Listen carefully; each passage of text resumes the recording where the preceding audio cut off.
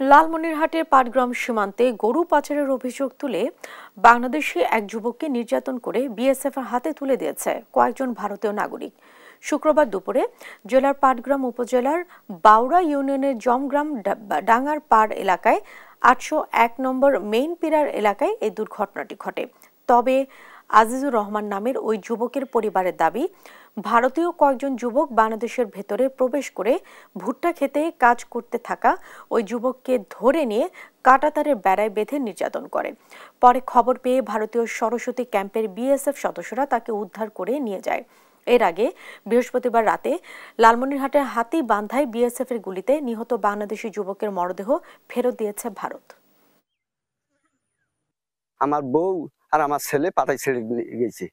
এখন ইতিমধ্যে শুনি উনি পিটাপিটি করিয়া আমার ছেলে মানে ডাঙার মারা করে নিয়ে যা বিএসএফের হাতে দিছে। আমার স্বামী আমার শাশুড়ি পাতায় ছিঁড়ে গেছে, আইএনডি এর লোক আসি মারা ধরে গেছে।